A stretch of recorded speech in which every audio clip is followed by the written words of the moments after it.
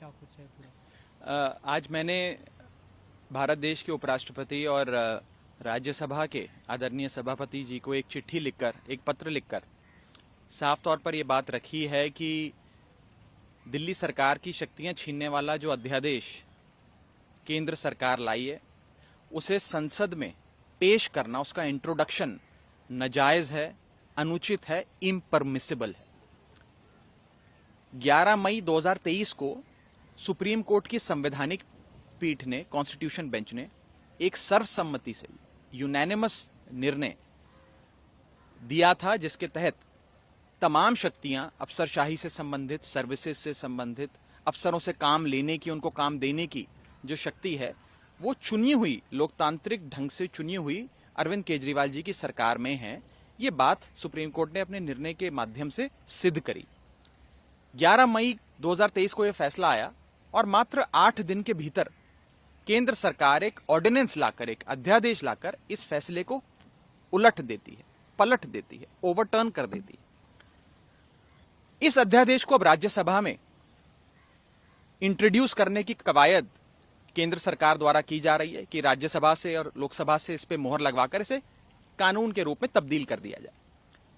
इसे देश की संसद में पेश करना, इसे इंट्रोड्यूस करना गैर कानूनी होगा, इम्परमिसिबल होगा, नाजायज होगा। और इसके 3 मुख्य कारण हैं जो आज मैंने एक चिट्ठी के माध्यम से माननीय सभापति महोदय को, चेयरमैन साहब को राज्यसभा के बताए हैं।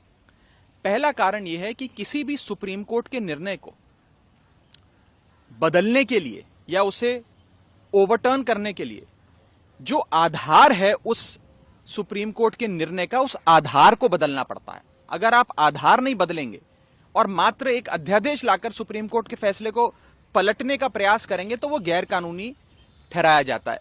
No law can nullify a Supreme Court judgment without changing the basis of the Supreme Court judgment. ये मेरा पहला पॉइंट था, पहला बिंदु।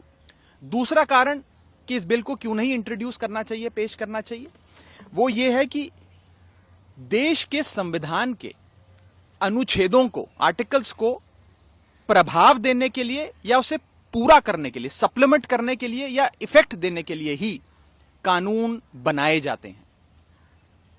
आज इस अध्यादेश के माध्यम से संविधान के अनुच्छेद 239AA को तहस नहस किया गया है, ना कि उसे प्रभाव में लाने के लिए या पूरा करने के लिए अध्यादेश लाया जा रहा है।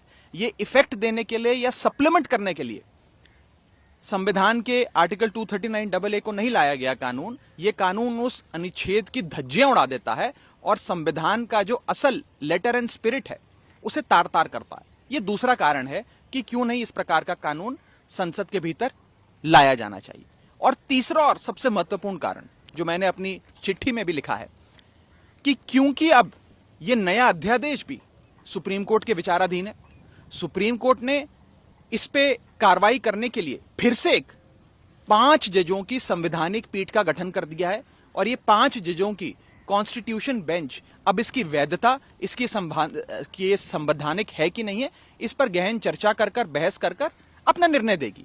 तो जब यह मसला जब तक सुप्रीम कोर्ट के विचाराधीन है, सब जुडिस है, तब तक उसे संसद में नहीं पेश करना चाहिए और उस पर किसी प्रकार की बहस या वोटिंग नहीं होनी चाहिए।